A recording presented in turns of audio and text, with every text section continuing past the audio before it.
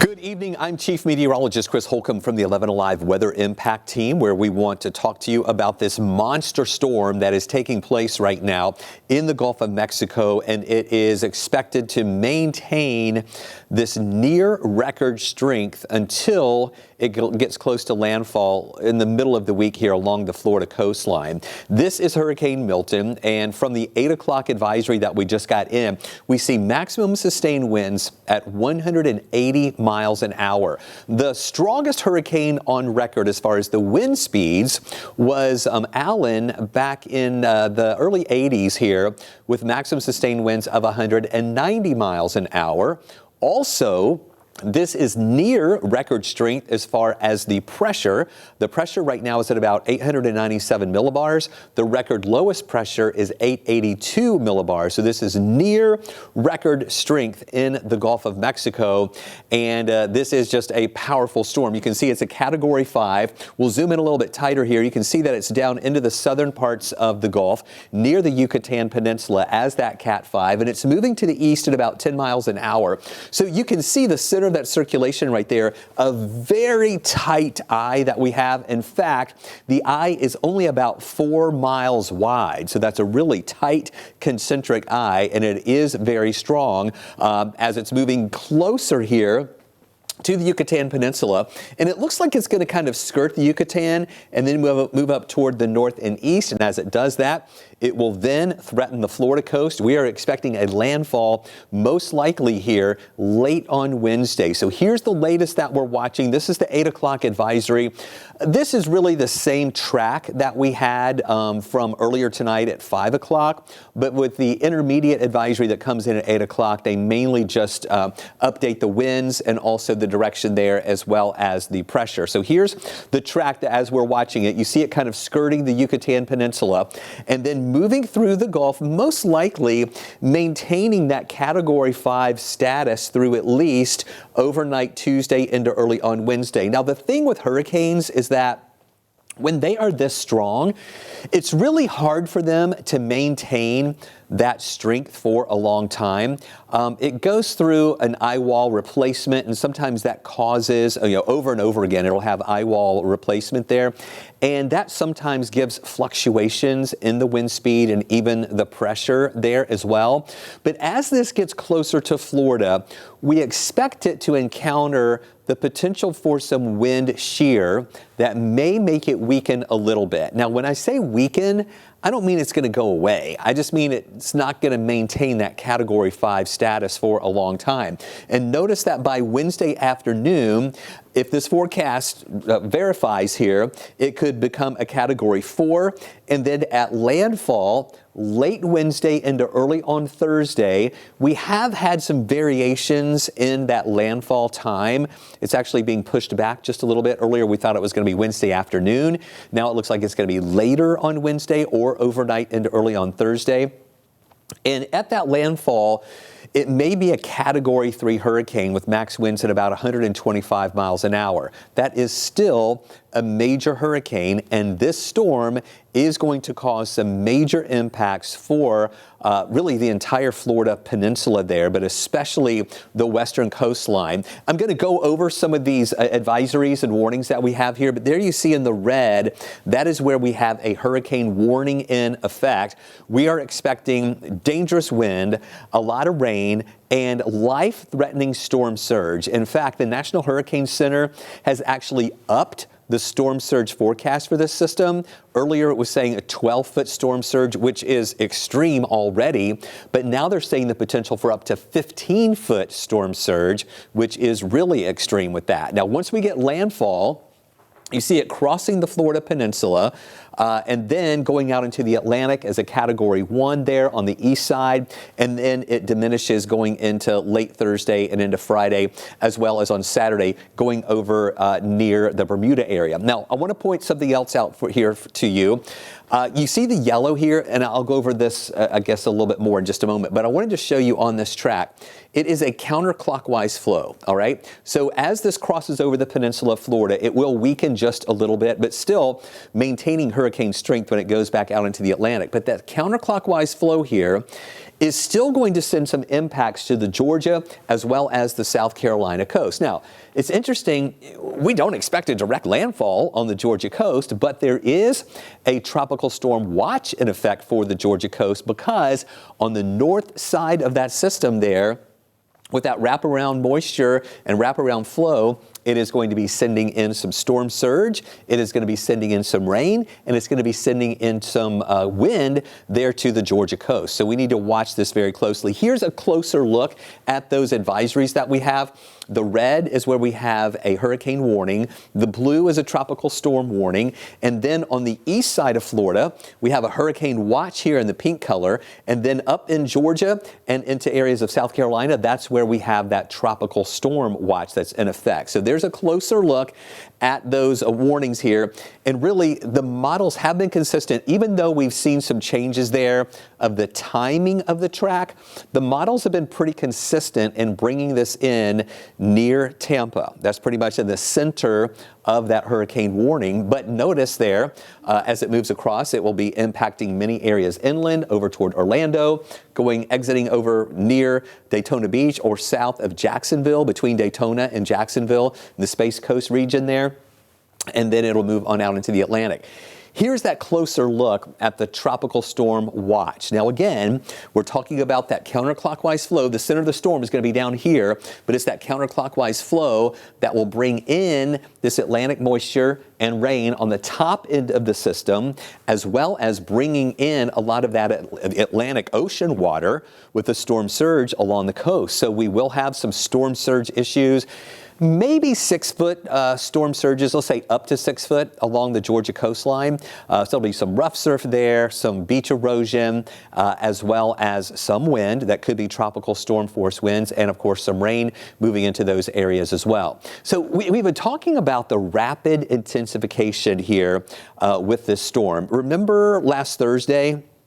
It was a tropical depression, became a tropical storm with a name during the day on Saturday. I'll point that out right here. And then it started getting stronger. It became a hurricane late Sunday.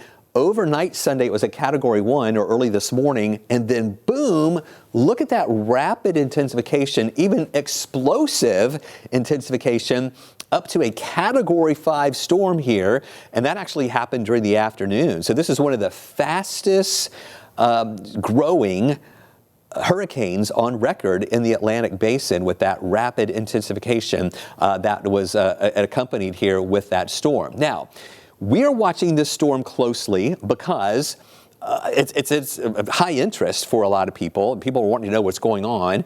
Many of you have interest in Florida. Many of you have friends in Florida. I heard from one of our friends that lives in Bradenton, Florida, which is just south of Tampa. They are evacuating. They live about 45 minutes south of Tampa. They're evacuating. It took them 5 hours to get to Tampa. Normally a 45-minute drive, it took them 5 hours to do that. They're still trying to make their way up into Georgia as they are evacuating this system. And so even though we aren't going to have direct impacts from this storm here in the metro area or in North Georgia, it is going to stay mainly down to the south. And we can thank a cold front for that, and a big area of high pressure moving in. So as that front moves in, it's going to help to keep those impacts from Milton well down to the south of us. And that cold front is then going to bring us some cooler air, and it's going to reinforce the dry air that we have in place out there right now as well. So let's take a look at the forecast track. This is the European model. This model's been pretty consistent. The GFS model has been trying to push that center of circulation up a little bit more to the north, where if that does happen, that would send a few more impacts into the Georgia coastline and into parts of South Georgia.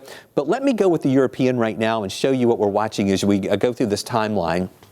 Here we are tomorrow morning, just before noon. There you see the center of that circulation north of the Yucatan Peninsula, still far of the Florida Peninsula here.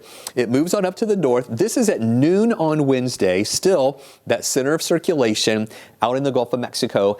And this is going to be the time frame when it may start experiencing some wind shear and we might see the strength of the system come down a little bit, maybe to that Cat 4, and then potentially a Cat 3 at landfall late Wednesday night into early on Thursday. Here's how it looks as it gets closer to the coastline. This is at 9 o'clock on Wednesday night, so still not really a landfall yet, but then near Tampa, we expect that landfall to take place. And then here we are Thursday at noon.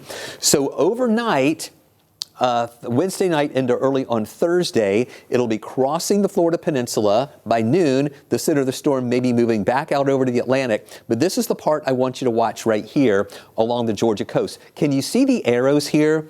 See that flow around that center of circulation, that counterclockwise flow? So what this is doing now is getting those winds coming out of the east and northeast, and that's helping to pile up some of that water along the Georgia coastline. That will give them some storm surge, as I mentioned, maybe up to 6-foot storm surge. Again, even not a direct hit of a landfall. The eye is not moving into the Georgia coast at all. It's the northern part of the system that is going to spread that wind and rain to the area and that storm surge as well. The good news is it's going to be moving pretty quickly. This is by 10 o'clock on Thursday night. You can see how everything is exiting and moving away. And so things will get better for the Georgia coast. It will get better for Florida.